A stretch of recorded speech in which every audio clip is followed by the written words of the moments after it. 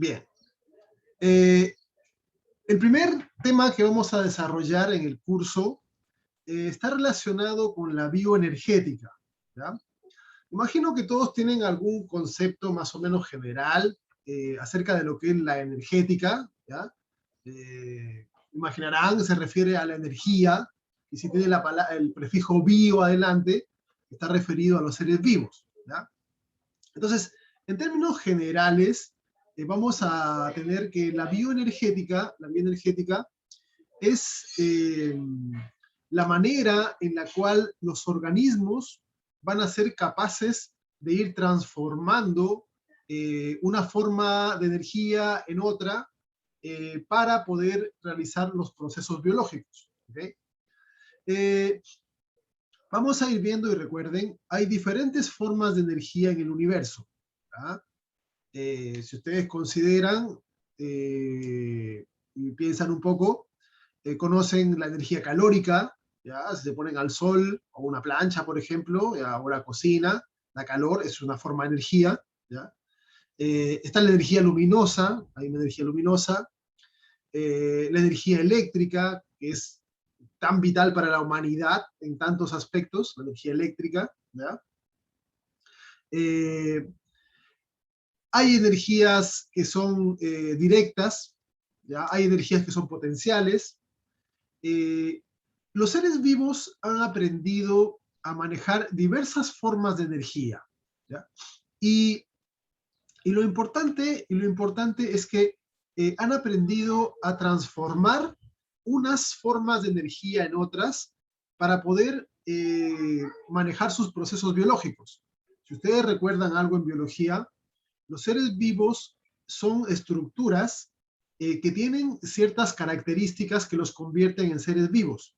Son ordenados, tienen homeostasis, evolucionan, etc. ¿Okay? Para poder mantener esas características de orden, por ejemplo, ¿ya? Necesitan energía. Y aquí es donde se hace importante el conocer cómo es que los seres vivos van a ser capaces de poder transformar una forma de energía u otra, qué clases de intermediarios van a utilizar, y eso es estudiado por la bioenergética. ¿Ya? Esencialmente aquí en este tema tenemos que enfocarnos en algunas moléculas de importancia, como por ejemplo el ATP. Imagino que ya conocen el ATP. ¿Ah? ¿Cuál es el nombre completo del ATP? ¿Alguien lo sabe? Adenosín trifosfato. Ya, adenosín trifosfato, ¿cierto? Y es una molécula de tipo nucleótido. Tiene variantes, ¿ya? Tiene variantes porque, como acaba de mencionar su compañero, dice trifosfato, ¿ya? Que indica que tiene 3 fósforos, pero el nucleótido puede tener variantes de 2 fósforos, de 1 fósforo, y esas, vamos a ver que esos detalles hacen que cambie la cantidad energética. El ATP es una molécula de alta importancia, imagino que ya la han visto algo en biología, porque es la moneda básica de la energía celular. Y vamos a encontrar que con esta moneda la célula puede comprar, transformar en realidad, esa forma de energía química en muchas otras formas de energía. ¿Ya? En energía mecánica, por ejemplo, en movimiento, puede transformar la energía del ATP en mover un músculo. ¿Ya? Puede transformar esa energía química del ATP en un trabajo de transporte, por ejemplo, movilizar iones de un lado a otro de la membrana. ¿Ya?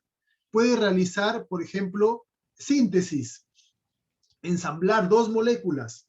Todos esos procesos que requieren energía usualmente utilizan al ATP como un elemento básico. ¿Ya? Para poder entender bien el tema de la bioenergética, es necesario hacer un pequeño repaso con respecto a cuáles son las características y necesidades de los seres vivos en términos generales, y allí vamos a ver que uno de los elementos esenciales que necesitan los seres vivos para mantenerse vivos es justamente la energía. ¿Ya? Hay 3 cosas básicas que se necesitan para para fabricar o para que un ser vivo se mantenga como vivo. Energía libre, moléculas complejas y agua. ¿Ya? Esos tres elementos son vitales. El tema de la energía libre es necesario para los seres vivos porque somos sistemas abiertos. ¿Ya? ¿Alguien sabe qué significa, desde el punto de vista biológico o físico, un sistema abierto? Que comparten energía y materia con el medio. Ya. Comparte energía y materia con el medio. ¿Ok? A diferencia de lo que sería un sistema cerrado, en donde no va a tener interacciones con el exterior, los seres vivos somos sistemas abiertos. Estamos permanentemente incorporando ciertas formas de materia y de energía a nuestro sistema, a nuestro cuerpo, y también eliminando, ¿ya? Eliminamos materia, ¿ya? En los desechos, en la orina, en la respiración, es parte de materia. También eliminamos energía. Estamos eliminando en forma de calor principalmente esa energía hacia el medio, ¿ya? Y para poder compensar esas pérdidas de materia y energía, necesitamos incorporar permanentemente nueva materia, ¿ya? Y con la materia viene la energía, porque vamos a ver de que en los enlaces de las moléculas orgánicas está contenida energía. Entonces, como un ser vivo es un sistema abierto que interactúa con el medio, necesita una permanente incorporación de energía. Ahora, no siempre la energía se incorpora de la misma forma, y eso hay que tenerlo presente, ¿ya? Los humanos, gracias al desarrollo cultural que hemos tenido, la agricultura, etcétera, podemos darnos el lujo, entre comillas, de poder tener una dieta balanceada en términos generales, ¿ok? Es decir, en general el promedio de un ser humano podría consumir una dieta equilibrada en carbohidratos, en proteínas, en grasas, todos los días, si lo propusieran. No siempre ocurre así, pero puede darse. Pero en la naturaleza no es así, ¿ya? En la naturaleza no es así. Consideren, por ejemplo, un pariente cercano de los humanos, un chimpancé. Un chimpancé se alimenta de lo que encuentra, ¿ok? Entonces, si un día encuentra fruta, pues come fruta. Y la fruta principalmente tiene carbohidratos, ¿ok? Esa será una fuente de energía. De repente otro día tiene suerte y caza un animal pequeño y se alimentará de la musculatura de ese animal, que son principalmente proteínas. Entonces será una fuente diferente. De repente en otro momento encuentra semillas que tienen grasas. Entonces, las formas en las cuales se incorporan la materia y la energía a los seres vivos no siempre son las mismas. Y los seres vivos han tenido que ir desarrollando a través del proceso evolutivo formas de transformar diferentes entradas energéticas, diferentes formas de moléculas energéticas en una misma tipo de moléculas, en este caso hablamos del ATP, para que les sirva para sus procesos, para moverse, para mantener su homeostasis, etcétera, etcétera. ¿Ok? Entonces, una de las necesidades básicas de la vida es la energía. Vamos a ir estudiando esas características con respecto a la energía de los sistemas vivos, ¿ya? Otra de las necesidades que presenta la vida es el agua, ¿ya? Se dice que la vida surgió en el agua, y si ustedes se ponen a pensar, la vida sigue surgiendo en el agua, ¿ya? Un espermio se une con un óvulo en un medio acuoso. No pueden hacerlo en seco, ¿ya?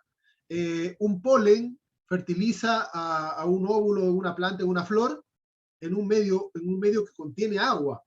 No pueden hacerlo en seco. Ningún proceso de germinación, ningún proceso de generación de nueva vida ocurre sin agua, ¿ok? Entonces la vida surgió en el agua y la vida sigue surgiendo en el agua. Imagino que en el curso anterior han visto las características y capacidades del agua. ¿Recuerdan algunas de las propiedades del agua que me las voy a mencionar ahora?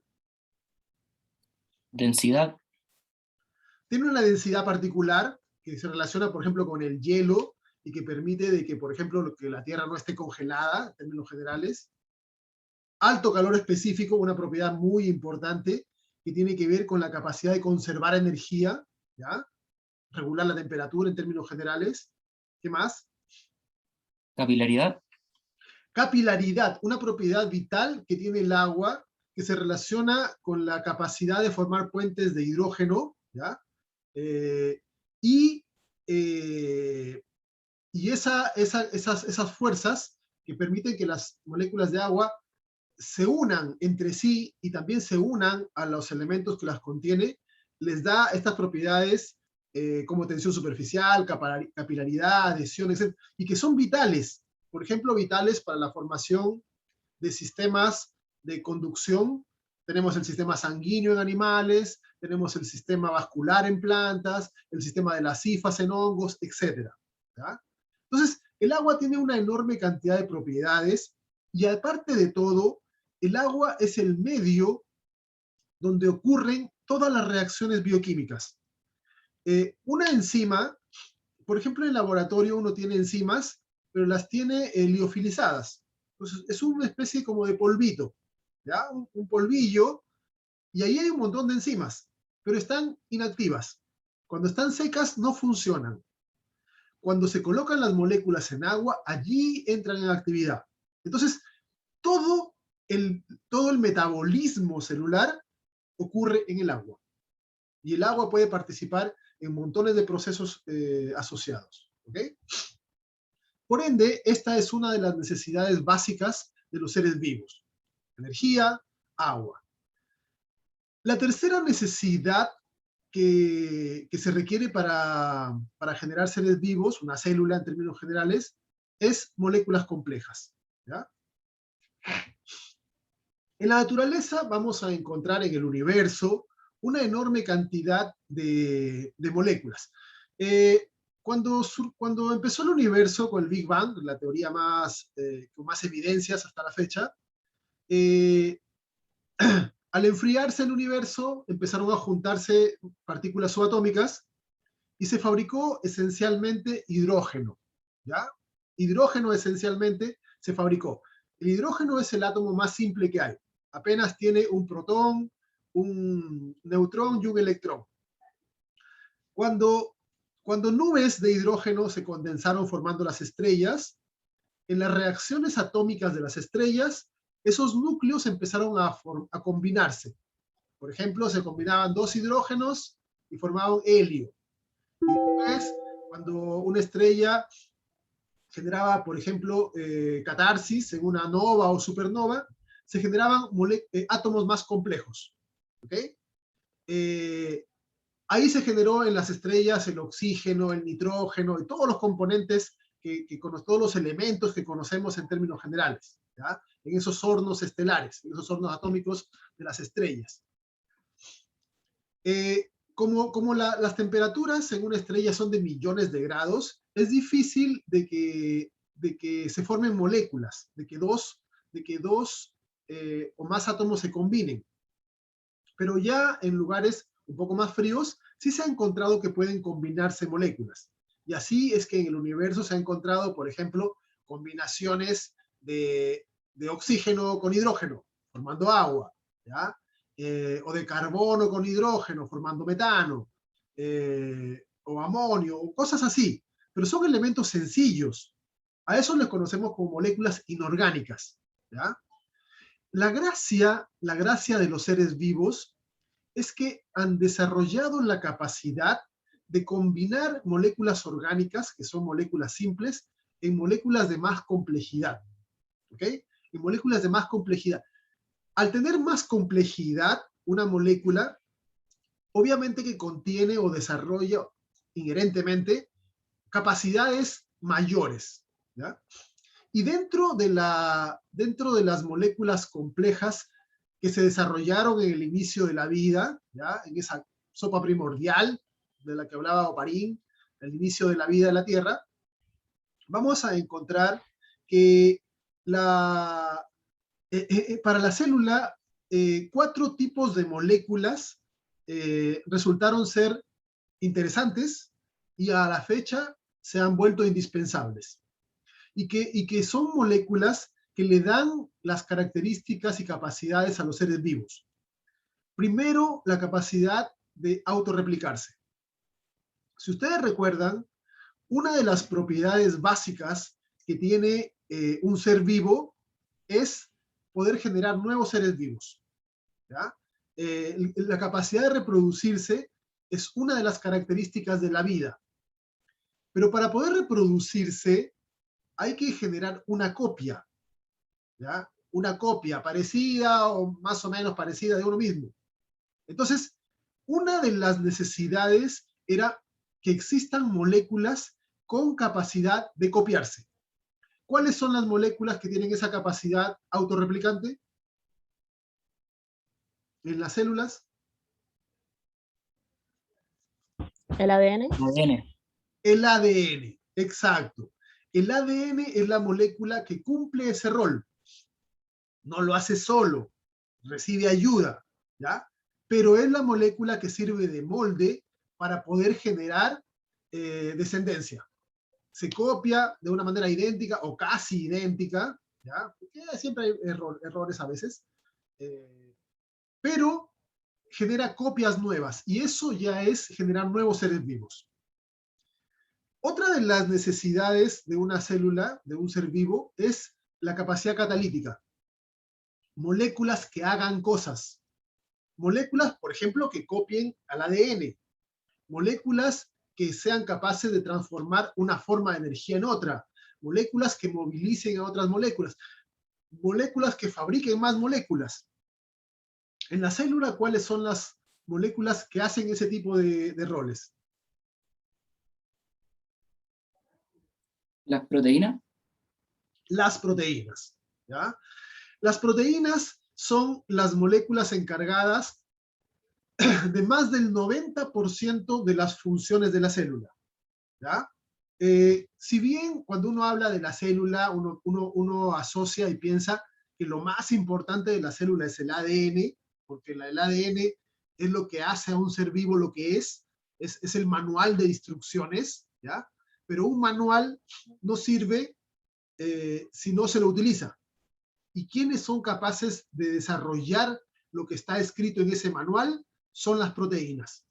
Y las proteínas hacen de todo. Vamos a hablar más adelante con un poco más de detalle acerca de las características de las proteínas y particularmente de las enzimas, ¿ya? Un grupo de proteínas con capacidad catalítica, pero las proteínas son las que hacen de todo para la célula. Son las herramientas moleculares que se encargan de realizar todos los procesos biológicos, ¿ya? Necesitamos además moléculas energéticas. Es cierto que los seres vivos toman energía del medio exterior, pero esa energía esencialmente no les va a servir directamente como tal, ¿ok? Por ejemplo,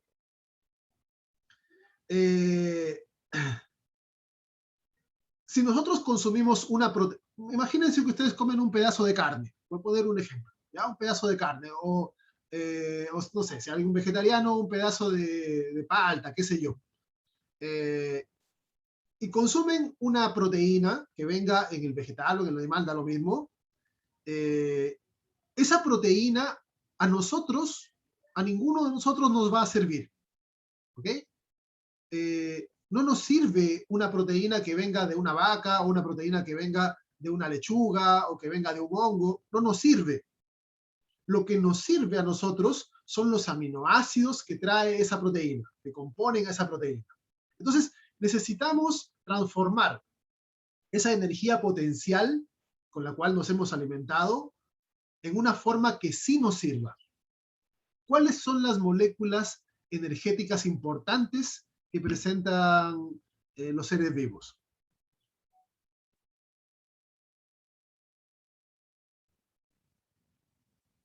El azúcar. Los azúcares, ¿ya? Los azúcares. Esencialmente, nosotros vamos a ver en el metabolismo que cuando nuestro cuerpo necesita energía, podemos degradar grasas, podemos degradar proteínas almacenadas. pero gran parte de las grasas son transformadas en azúcares. Gran parte de las proteínas, de los aminoácidos, son transformados en azúcares. Porque los azúcares son elementos que, como vamos a ver más adelante en otra parte del curso, son elementos bastante dúctiles, bastante plásticos, que pueden ser transformados de diferentes formas y utilizados en rutas generales que producen ATP, que producen energía. ¿Okay? Entonces aquí tenemos otra molécula de importancia en los seres vivos. Y por último, pero no menos importante, necesitamos una molécula que haga la diferencia entre lo que es un ser vivo de lo que no es ser vivo. Es decir, que separe al ser vivo del medio exterior. ¿Okay? Una molécula que construya una barrera donde uno puede decir, todo lo que está dentro de esta barrera es ser vivo, todo lo que está afuera ya no es ser vivo. Y esas moléculas son moléculas de tipo anfipáticas. ¿Alguien sabe qué significa anfipático?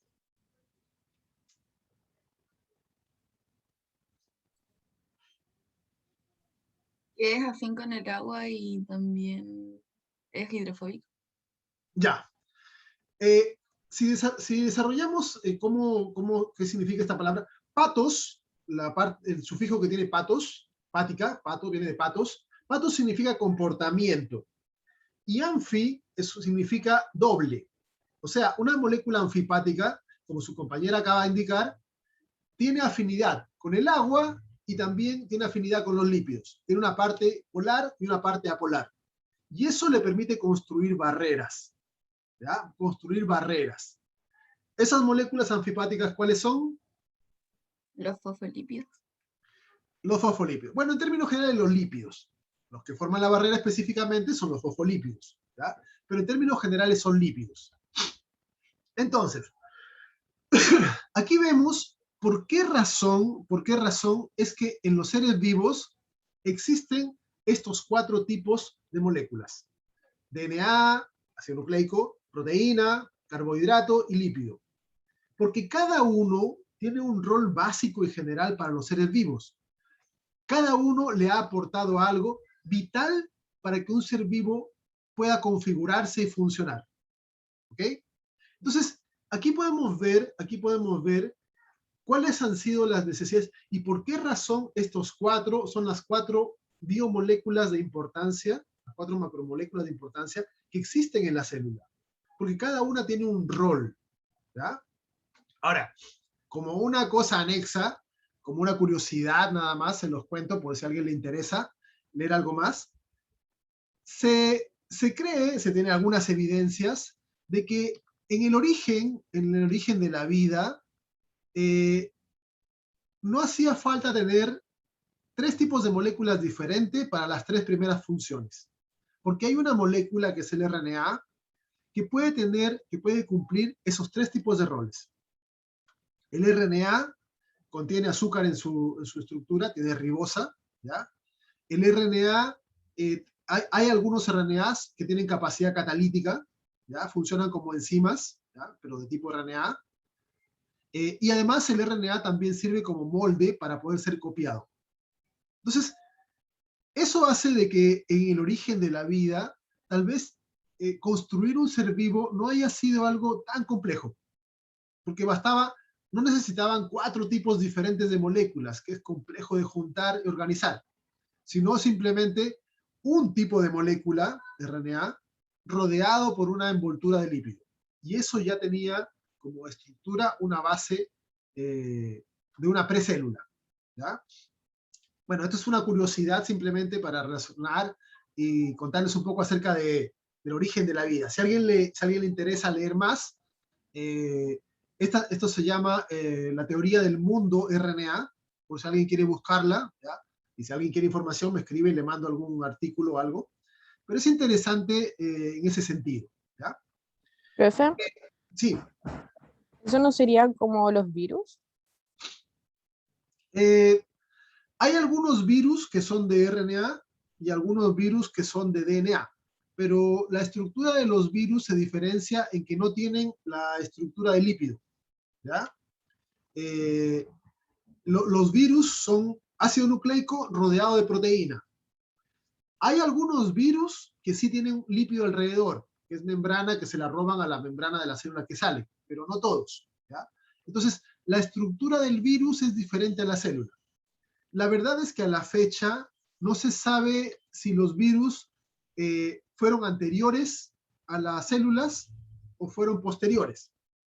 Algunas teorías tienen alguna evidencia de que los virus pudieron haber sido elementos que surgieron antes de las primeras células, donde se organizaron proteínas, RNA, proteínas, DNA, y después aprovecharon cuando ya surgieron los seres vivos a continuarse.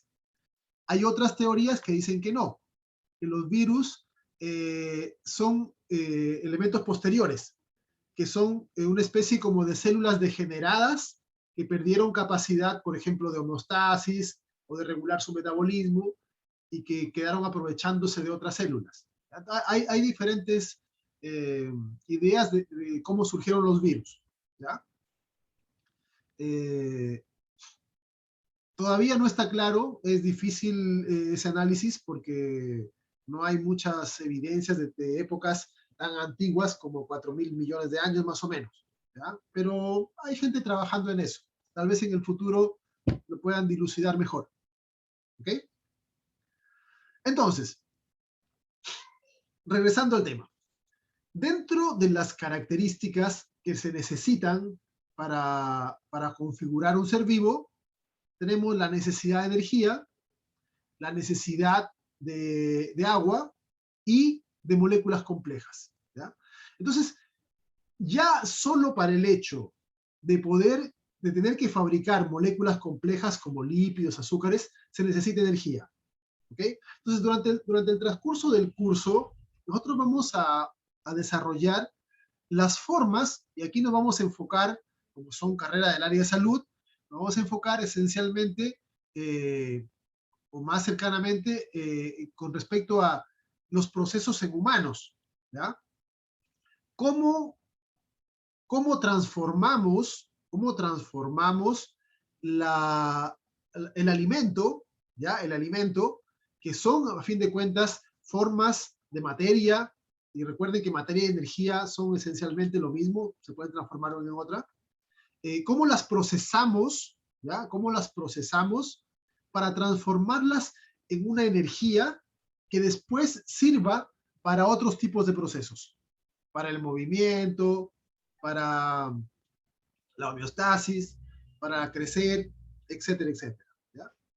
Entonces, las preguntas fundamentales que nosotros vamos a ir desarrollando en el curso de bioquímica es, por ejemplo, cómo una célula extrae energía y transforma esa energía desde su entorno.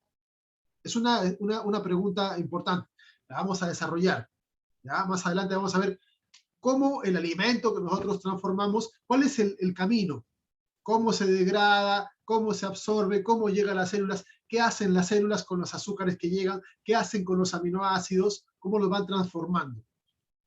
También es importante cómo sintetizan sus moléculas las células, ¿ok? ¿Qué clase de energía utiliza? ¿Cómo se asocian los procesos de degradación con los procesos de síntesis? ¿Ya? Y en términos generales, también vamos a desarrollar cómo nuestro metabolismo tiene que ajustarse a los cambios del entorno, ¿ya? Por ejemplo, hace un rato atrás, probablemente estaban todos durmiendo. El metabolismo de una persona durmiendo no es el mismo de una persona que está despierta. La tasa de respiración, valores fisiológicos diferentes, la tasa del ritmo cardíaco, ¿ya? La posición postural, hace de que nuestro metabolismo sea diferente. El gasto energético de una persona acostada durmiendo es diferente al gasto de una persona que está sentada y está tratando de poner atención, ¿ok? Entonces, nuestro organismo tiene que adaptarse.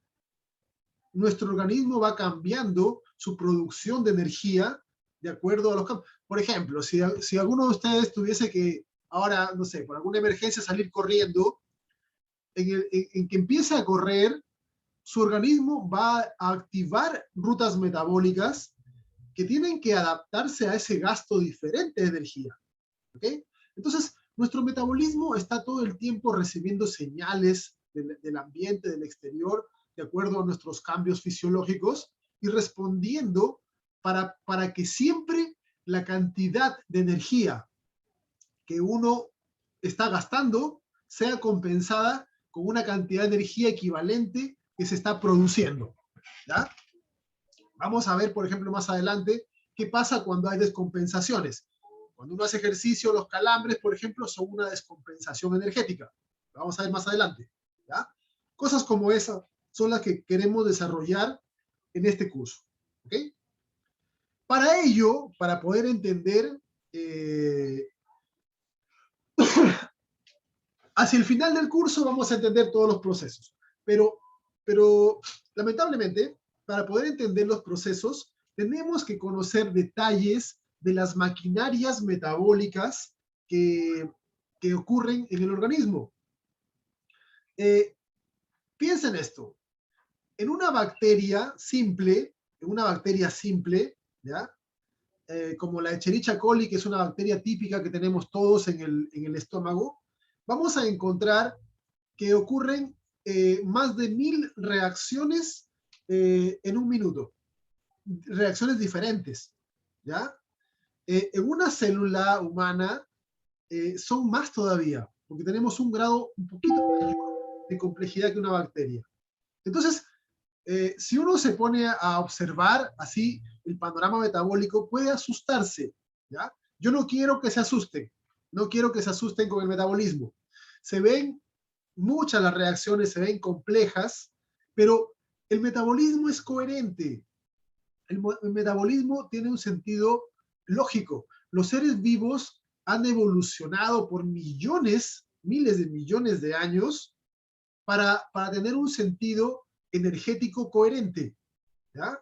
Entonces, normalmente las células ahorran energía en lo que pueden, gastan energía cuando lo necesitan y se van ajustando. Entonces, conforme vayamos viendo el metabolismo, espero que vayan ustedes entendiendo cómo nuestro cuerpo se va ajustando y va realizando reacciones diferentes para poder adaptarse a los cambios que van ocurriendo en el día a día, ¿ya? Y también bajo condiciones especiales que vamos a desarrollar. De ese punto de vista, nosotros tenemos que entender, por ejemplo, que en nuestro organismo van a ocurrir una gran cantidad de reacciones que se conocen como reacciones acopladas, ¿ya? Que permiten que que la energía producida en una reacción sea utilizada en otra. Por ejemplo, en el músculo, la energía que se produce en la degradación del azúcar se utiliza en la contracción muscular. Eso es una reacción acoplada. Hago una reacción de producción energética y otra de gasto energético. Y quedan acopladas. Una funciona para otra, ¿ya? Y así la mayor parte del metabolismo tiene ese tipo de propósitos generales. ¿Ok? Entonces, en base a eso vamos a indicar cuáles son los principales objetivos que tiene el metabolismo en términos generales, ¿ya? ¿Por qué existe la bioquímica en nuestras células? ¿Qué cosas nos aporta todo este conjunto de rutas metabólicas que vamos a estudiar, ¿ya? Bueno, existen varios objetivos, pero probablemente, y aquí se correlaciona con el tema con el cual iniciamos el curso, la obtención de energía útil para la célula sea uno de los objetivos primarios que tiene la bioquímica, que tiene el metabolismo en los seres vivos, ¿ya? Esto se relaciona directamente con la necesidad de energía, de que los seres vivos necesitan un aporte continuo de energía libre para realizar esencialmente el movimiento, transporte, etc. ¿Ya?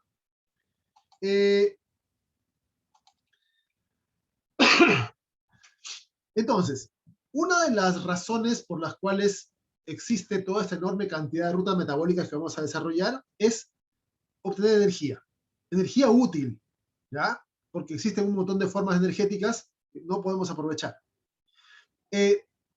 Otro que se relaciona con el tema de energía, pero habla de materia, es convertir moléculas exógenas en moléculas útiles.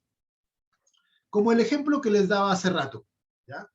Si yo me como, no sé, una papa, por ejemplo, allá hay almidón. El almidón como molécula no me sirve a mí, ¿ya? El almidón no me sirve, no tiene ningún rol.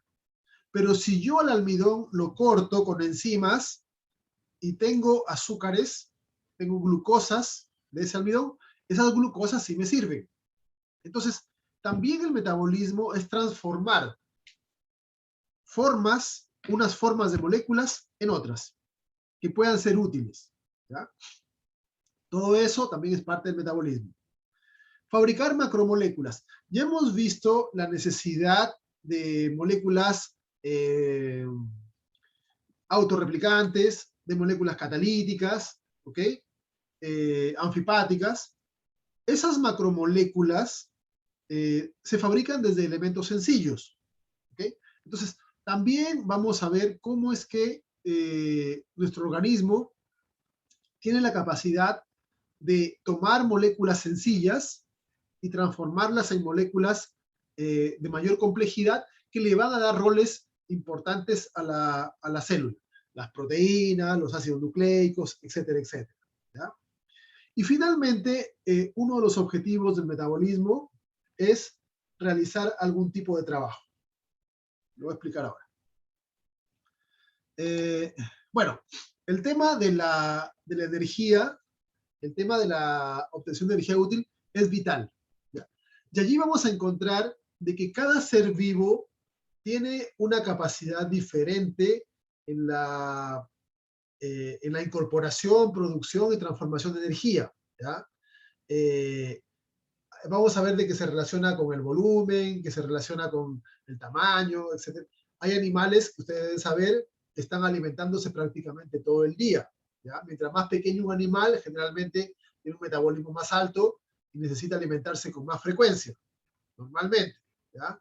Como en el caso de los picaflores, por ejemplo, o musarañas y otros animales pequeños. No tienen grandes reservas y por lo tanto requieren enormes cantidades comparativamente a su tamaño. Esa es una de las necesidades, uno de los objetivos básicos del metabolismo.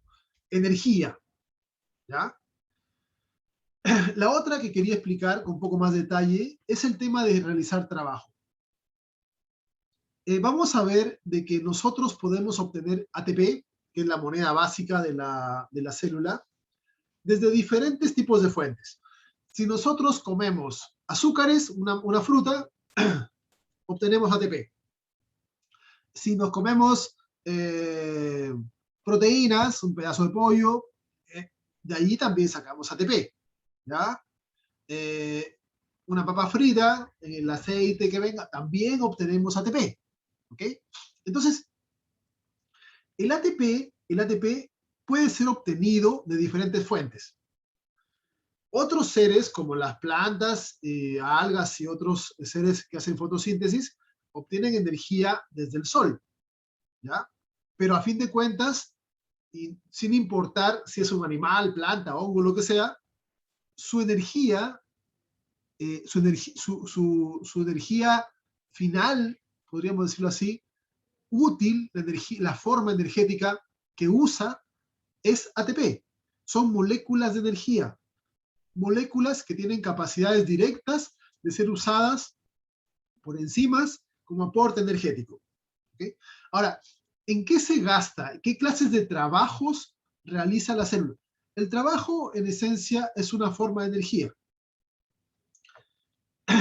El ATP, que es una forma de energía química, puede servir para fabricar otras formas de energía química. Por ejemplo, si yo uno dos aminoácidos para formar un enlace peptídico, ese enlace ya es una forma de energía. Si yo uno dos azúcares con un enlace glucosídico, o uno dos nucleótidos, etc.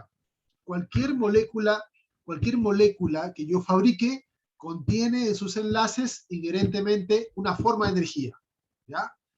¿De dónde vino? Probablemente el ATP. Energía mecánica. La energía mecánica se refiere al movimiento.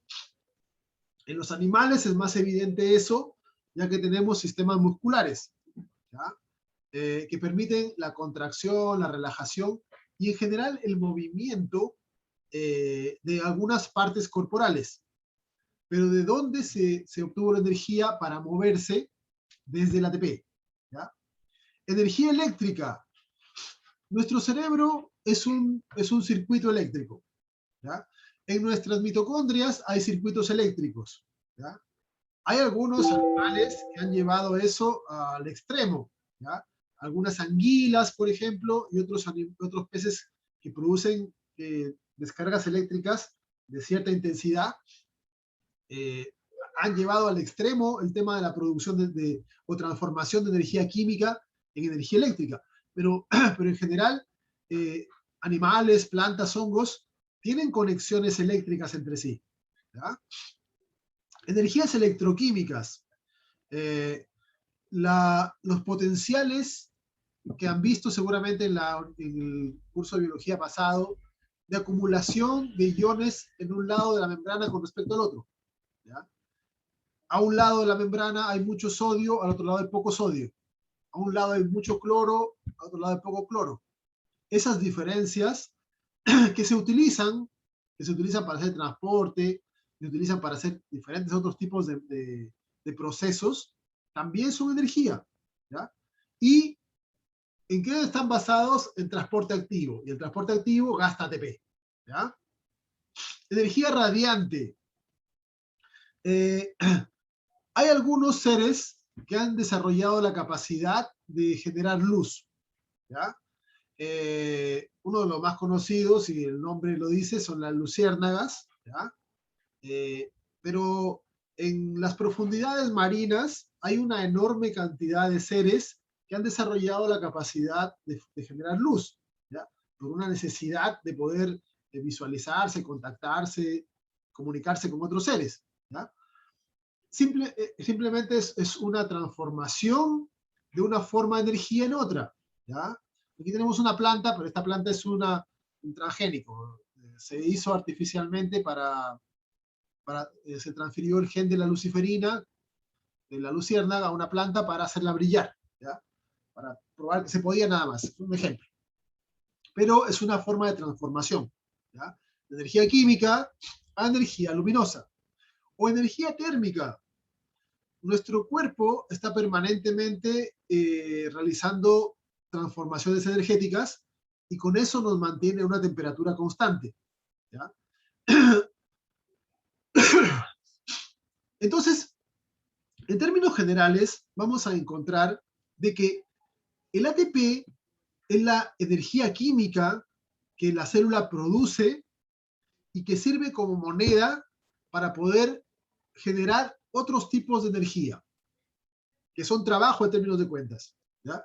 El movimiento es un tipo de trabajo, la electricidad, la luz, etc. Son formas de trabajo. Una cosa que es importante y que también vamos a aprender en este curso es que las transformaciones energéticas no son perfectas. ¿Ya? No son perfectas. Ninguna de los procesos enzimáticos que ocurren en los seres vivos tiene una tasa de 100% de eficiencia. ¿Ya? ¿Qué quiere decir con esto? Que si un ser vivo transforma energía del ATP en energía mecánica, una parte de la energía que está contenida en el ATP se transforma en movimiento, pero otra parte, generalmente más pequeña, puede transformarse en calor, porque hay una deficiencia. No se puede transformar toda la energía química del ATP en otra forma completa de energía. Siempre se pierde algo como calor. ¿Ya? No se puede transformar toda la energía del ATP en energía luminosa. Hay algo que se pierde como calor. ¿Ya? Entonces, todas las reacciones metabólicas que están ocurriendo en nuestras células son transformaciones de una forma energética a otra, pero parte de la energía es perdida como calor. Eso es importante para mantener la temperatura en los seres vivos, ¿ya? Pero es una forma de pérdida energética hacia el ambiente. Y eso está relacionado con el hecho de que somos sistemas abiertos, ¿ya? Con el hecho de que somos sistemas abiertos, y que por lo tanto estamos hacia el ambiente permanentemente disipando ciertas formas de energía. ¿Ok?